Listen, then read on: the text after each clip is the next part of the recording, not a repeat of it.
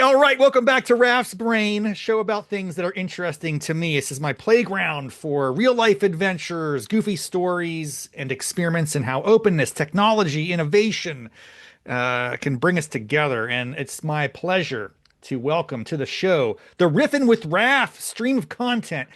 My old friend and pal and digital media slash internet guru, Cord Blomquist of Tallest Tree Digital. Welcome to the show, Cordo. Hey, Raff. God, the energy. It's like a morning zoo radio show. Woo! I love it. It is. That's how I bring it, dude. I'm very excited to see you. Folks, I haven't actually laid eyes upon this gentleman, this specimen, in, I don't know, over a year easily. I mean, you live up in New Hampshire now. Yeah. You're live free and die. You've been like, don't step on the snake up there for I don't know how It's live long. free or die, but you also, you live free and then eventually you do die. Eventually, So it's inevitable. You can't escape yeah, it.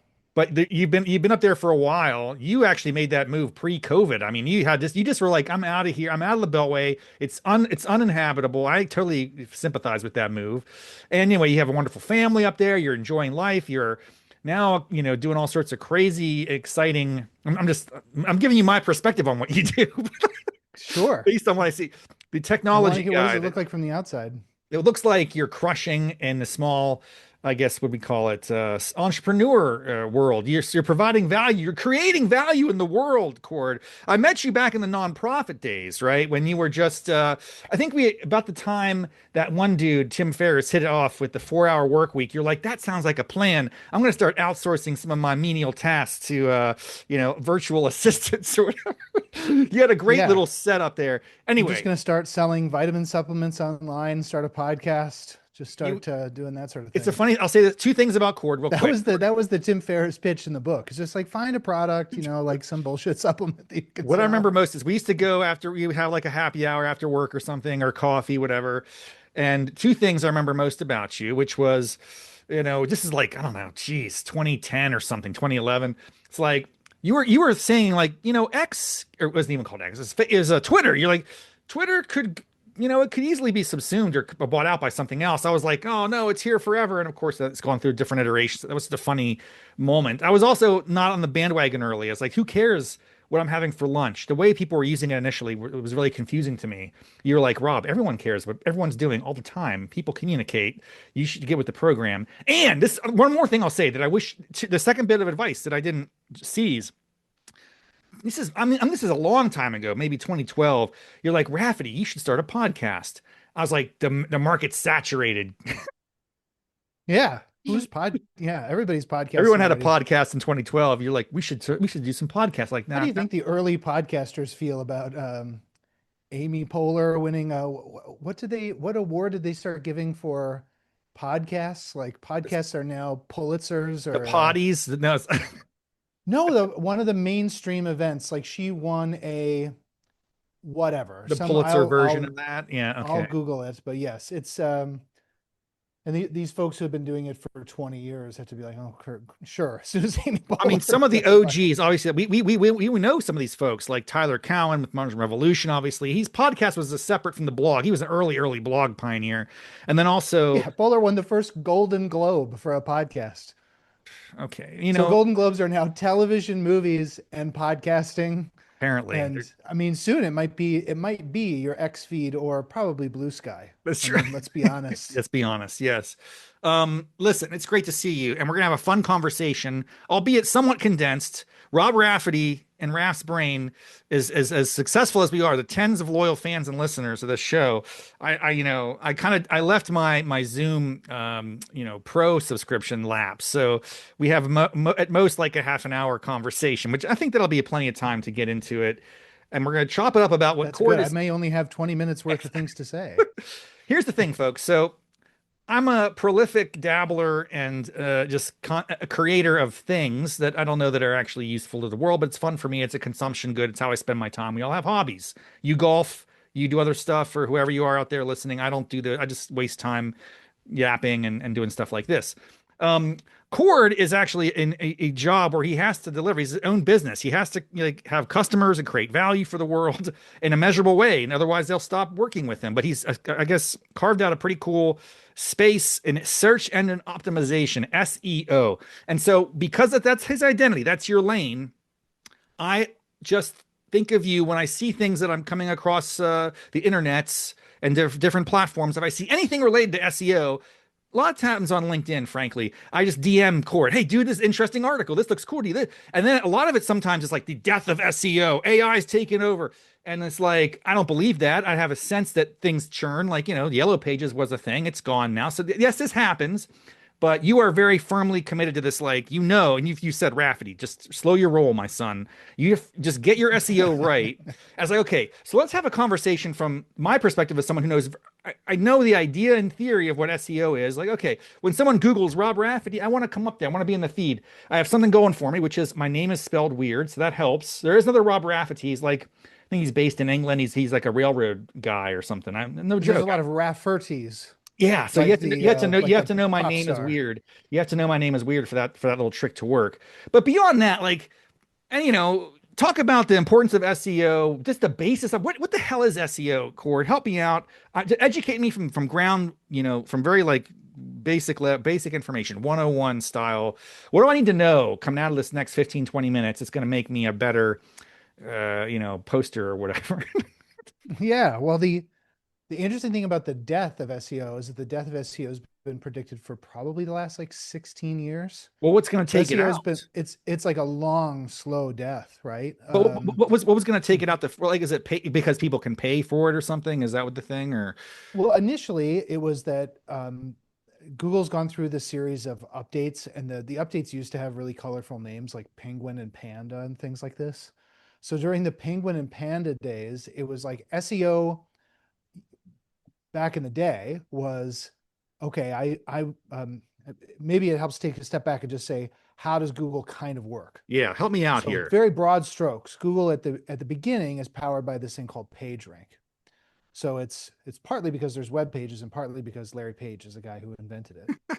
Um, but it's based on academic citation. So in academics, I want my paper to be cited.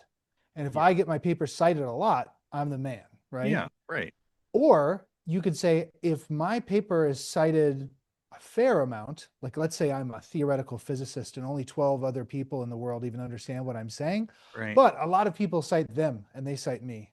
That's good. That means I'm kind of upstream Yeah. from the lesser geniuses who can be understood, They're standing on And your the same, shoulders of a this shoulder. that's right, right. So you want to be the giant at the bottom of the Right. sort of shoulder standing that's going on in Right. academia. Um, so you want to be someone like I think isn't Kosa's paper like one of the most cited papers in economics, for example, right? Sure. So he would have a really high page rank back in Yeah. the academic days, Yeah. or when we're judging based on journals. So both Larry and Sergey were in graduate school. So they said, well, why don't you just apply that to the whole internet? And Wow. that's like a really easy thing to say. And that's a crazy thing to try to do, Yeah. because what you have to do is follow links to other websites, to other websites, to other websites until you kind of like come all the way around the world back to the beginning. And at the very beginning of doing that, it took them months to crawl the entire internet and to get that what's called a link graph.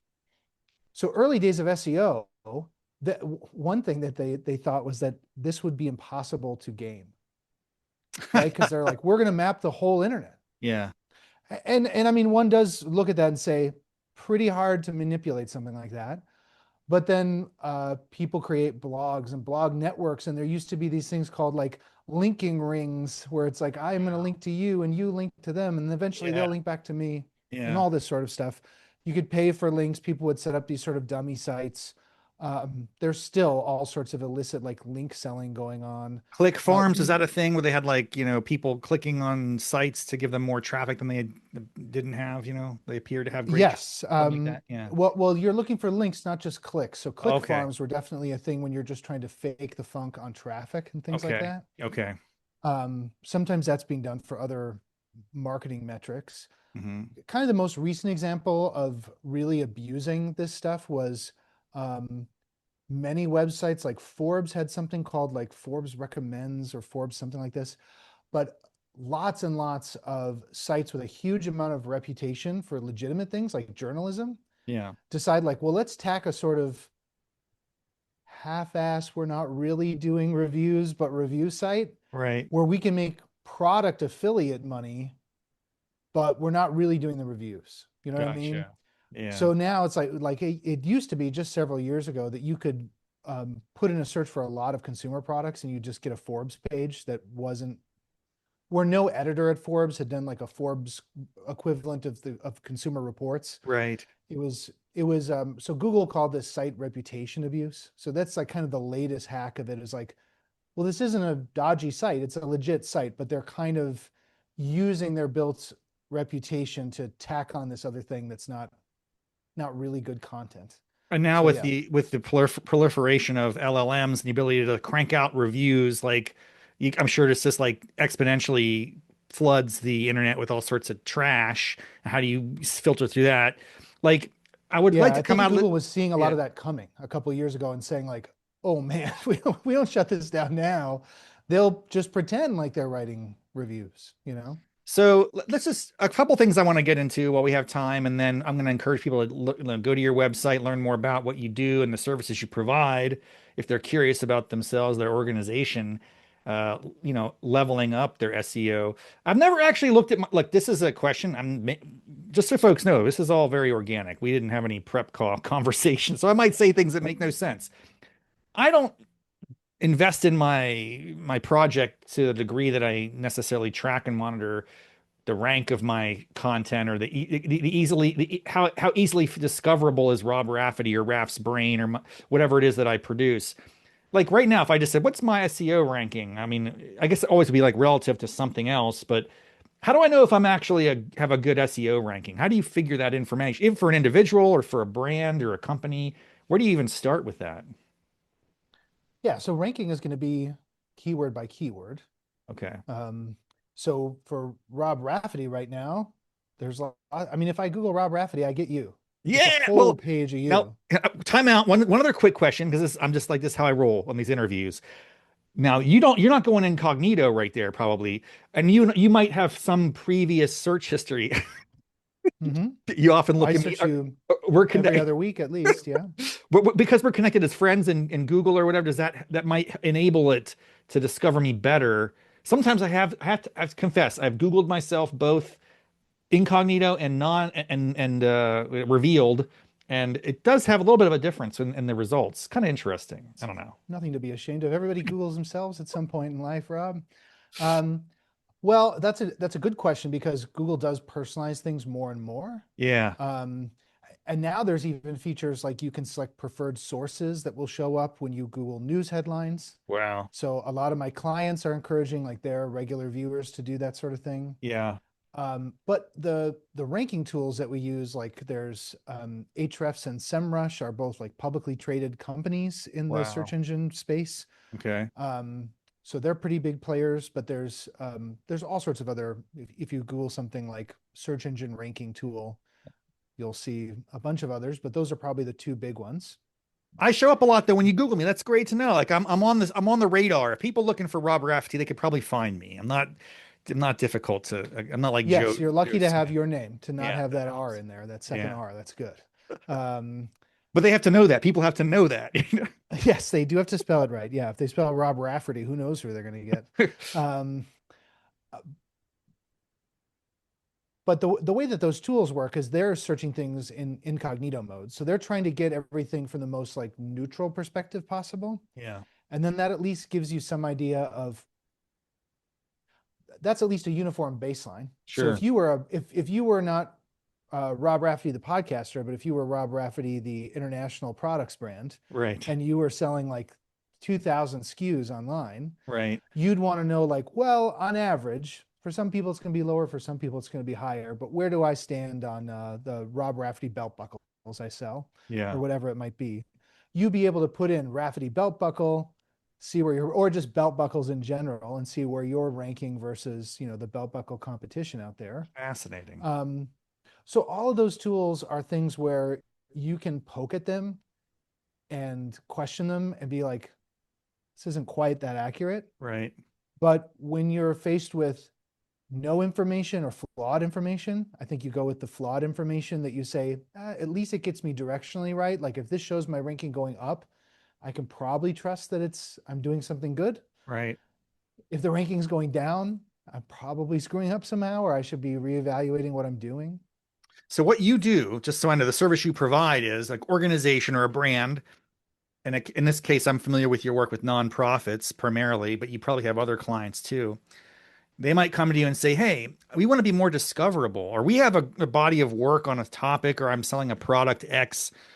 I want to make sure that a customer or someone who's interested in the things that I'm working on can find me." And you help. I would say this: a lot of folks, that are good at business or good at academia and policy, they don't think they just think when I do something and I make a good product or I write a good white paper that the world comes to me.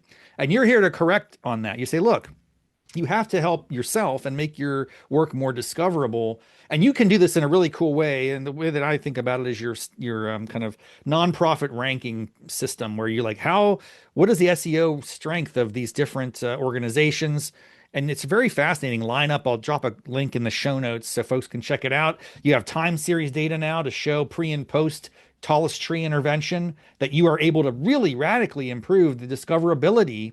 And that's like not just a small thing, right? If you want to change the world, sell a product, get an idea more credibly discussed in the zeitgeist, you have to be found first. So that's why this SEO stuff is really important. I think it's probably overlooked a lot. But walk me through an example of a time when someone came to you and was like, "Hey, all right, help me out," and then like pre and post, you were able to see a pretty measurable improvement. And what was the fact? What drove that? Like, what was there? Was it one fix or was it like a whole laundry list of things? Typically, maybe it's unique for every situation. I don't know, but Yeah. We work with people that are very, very good at self promotion.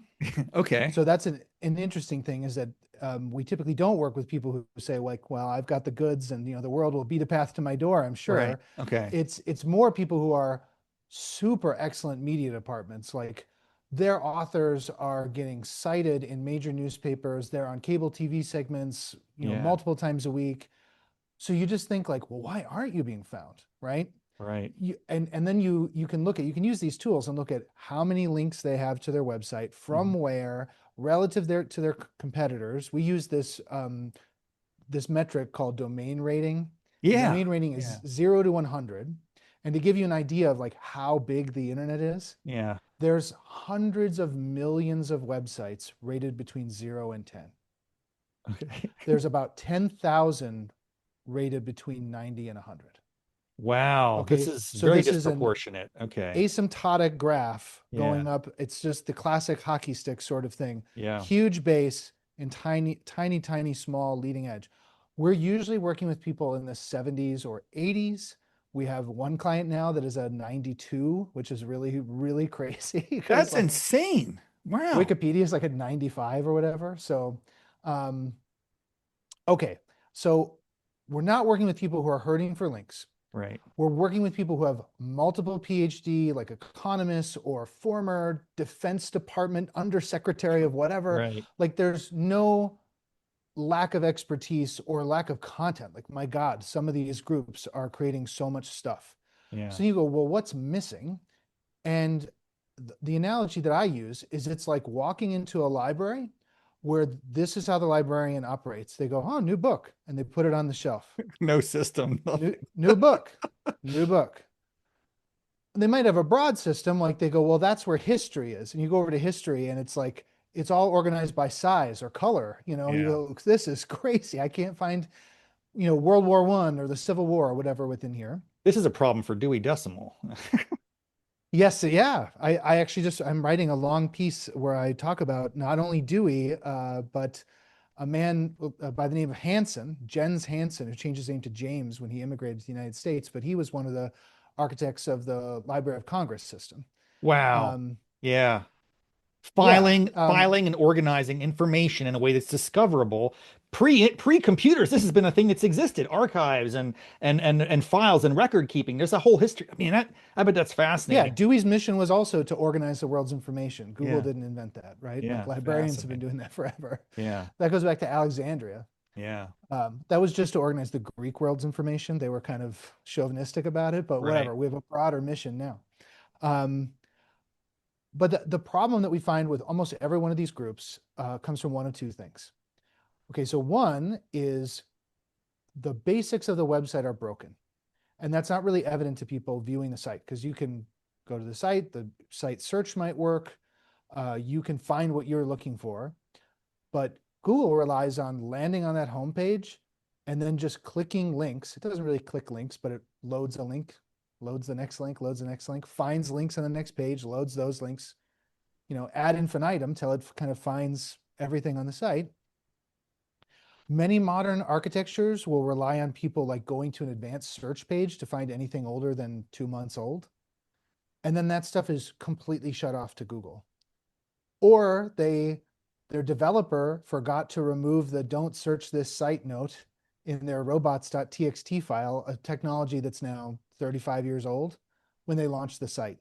I mean, Wow. we've really dealt with clients where it's that. Like you go and you go, you need to tell Google that it's allowed to search the site. So that's one thing. There's the technical stuff that ranges from one line of code to you've made an architecture choice in how to set this up that just makes it really, really hard for Google to crawl this thing. Okay. But the other is you're organizing around these themes that are so broad that like nobody goes online and searches for the economy, right? They search for something like uh, the consumer price index, Right. or they search for something like Trump new tariff, Yeah. right? And if you have things under tax policy or economy, you're not coming up for that. So hopefully like your headline's doing a lot of work for you, like Trump passes new tariff or Trump tries new tariff tactic or something like this.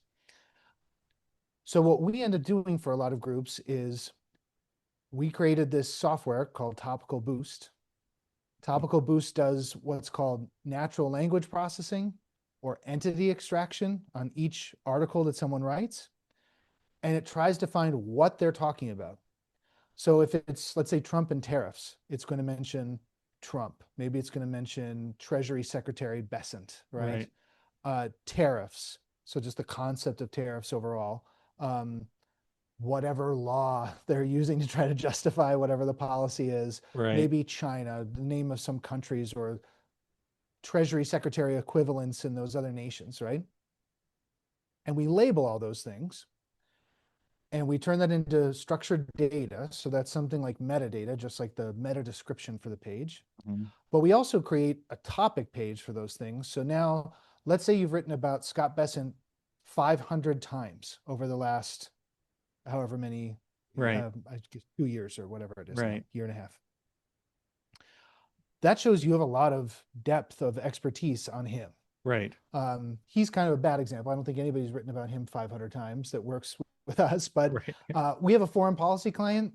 When we ran this on their site, it's like, well, you've written 6,800 articles about Hamas, right? But Like, are you an expert on this? I would venture that you are, right. But they weren't, but that wasn't being like or categorized or tagged appropriately, captured in a way that would help them get discovered by people who are searching for Hamas. So, Yeah, wow. Yeah. what we think is like Google crawls all those pages, Right. but it's crawling all those pages. What does it pick out as the themes that matter in that whole corpus of text? Yeah. Is it Iran? Is it Israel? Is it Hamas? Is it Hezbollah? Or is it like missile?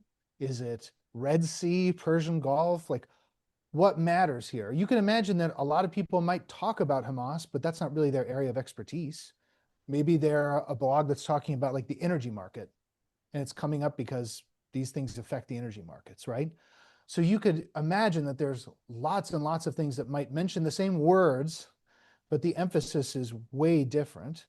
So we help groups like figure out another example. When we run this on most sites, it'll Hmm. come back and say, wow, 80% of the posts on your site say United States.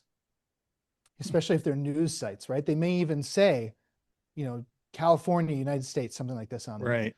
So we'll say like, well, we're just not going to create a category called that because if it applies to 80% of things, it's not an effective differentiator, right? Right. It's sort of like having a card catalog say book.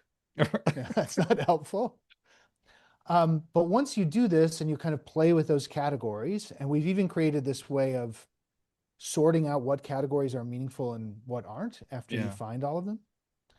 Um, then you see this kind of like dramatic transformation because Google goes from like walking in and it's the library where all the books are organized by size or color to suddenly it's like the best organized library you've ever been to. Yeah. And it can just find everything. Like show me everything you got on, you know, the Quds Force or whatever. These like really It is obscure to me, but really important to foreign policy people topics.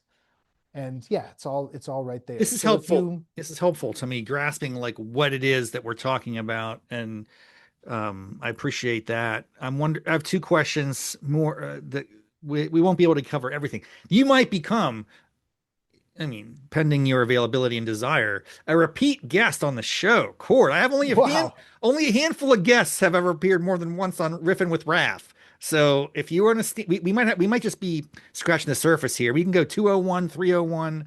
I mean, we could even do a live experiment where we put Raff's brain into the tall tree system and we try to like level me up a little bit or something. Anyway, that's down the line. I have two questions I want to get I'd through here love in this to. session though. And no obligation. I'm just having fun. Two things. Can you give me a real quick example with, you don't have to name an organization, but say like, okay, someone came to us or you convinced them based on your rankings, like, hey guys, you should be, you're not punching at your weight at the cent. You're not like really getting the reach that you should be relative to like the size and budget of your organization. However that happens, you don't have to get into the how the customer is secured, but once they get your service, you're able to like, what's the time horizon look like? And then you go, hey, look at this pre and post. And it's like, whoa, night and day type of thing that blows minds, melts faces. Give me one. Can you give me an example of that in a sense? Yeah, I mean, recently we worked with a state think tank, Okay. and they just wanted to subscribe to the product, so they weren't coming to us because we do consulting services and then we do the software subscriptions as well. Yeah. We manage Google Ads for some groups, so those are our kind of like three buckets. Okay.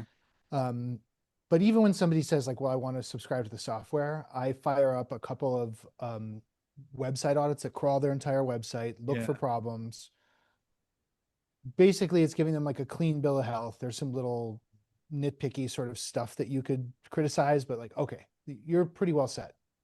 They don't have the thing that says, "Hey, Google, don't crawl the whole site." We'd have to correct them on that stuff. Right. So that's always a courtesy. They install the software, and a month later, they're up 20%, let's say.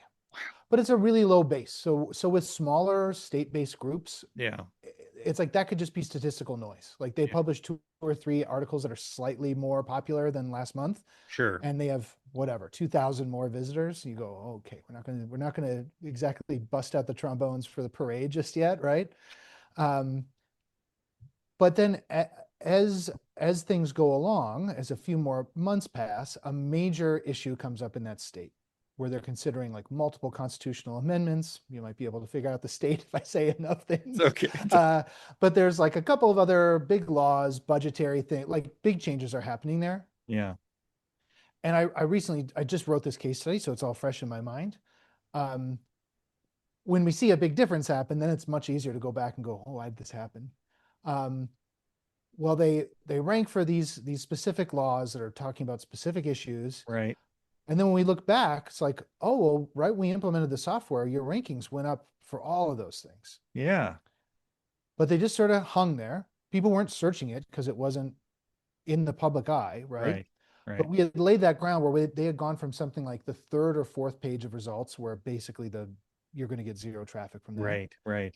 to the bottom of the first page. They're just Hey. hanging out there. And then Yeah. as soon as that thing hits, now people are searching for that, clicking their article, and you see the article actually rise up the rankings, probably because people are clicking on this Yeah. think tank's version of it and are liking it better than the local TV station or the local paper that's writing about it, because they're giving you like a full rundown of the issue as Right. opposed to just Right. whatever happened today. and they shoot up and have their best month ever by a factor of like 12x. So Wow. um, so sometimes these things sit and it's like, well, there's not going to be this traffic wave because all we can do is increase your ranking. We can't make people want to search for obscure public policy issues. But Right. as soon as it enters the news, then yeah, you've laid the groundwork for being in the right place at the right time. That just seems So like, extraordinarily valuable. I mean, I'm just going to put it out there because if you could have all the greatest ideas and work and reports in the research on topics waiting for the moment, but if you're not discoverable, it's like you've missed that window. It's extraordinary what you're doing. I want a couple minutes left here. I want to make sure I get to this other question, which is, and this could be like maybe just a teaser for a longer conversation because I know you get mad at me when I reach out to you and go, Cord, AI search is going to kill SEO. And you're like, yeah, Raffo. Anyway, how the implications, because I'm using AI much more. I do still some Google searching, but I mean, even Google has now AI kind of integrated into their search. It's starting, I think things are shifting.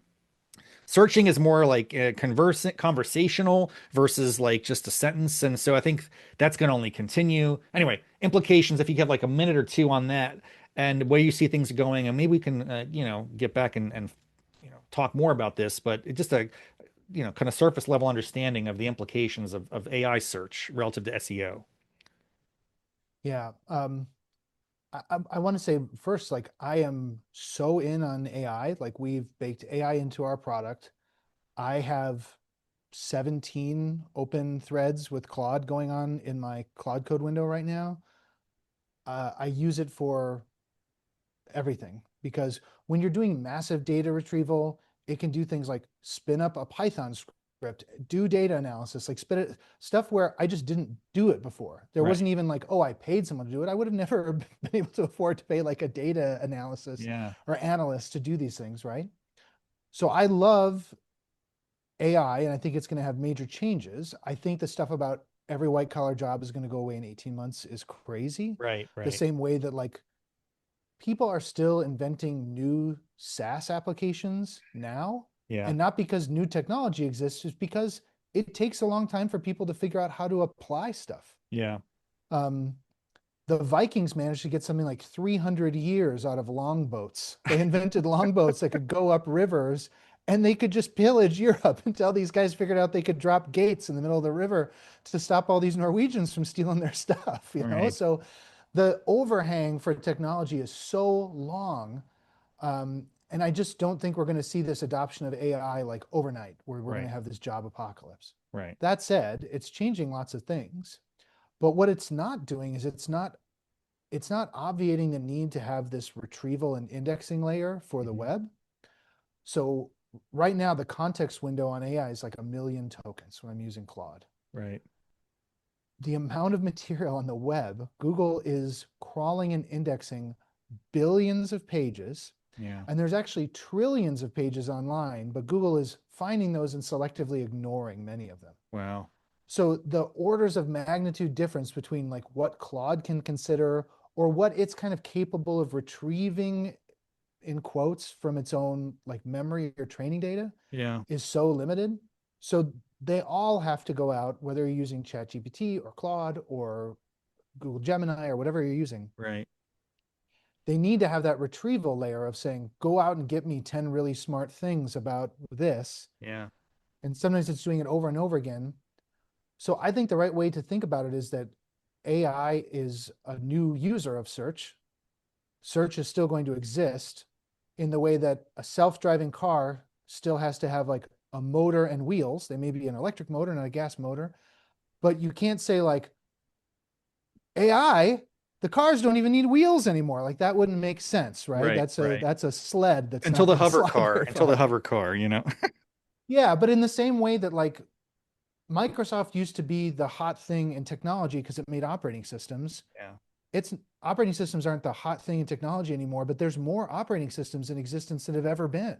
Yeah. I mean, my thermostat has an operating system, right?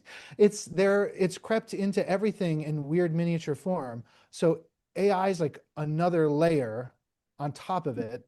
So saying like, well, AI is going to obviate this stuff is sort of like saying spires are going to obviate skyscrapers. Like, no, they're built, it's the crowning glory on top of everything else.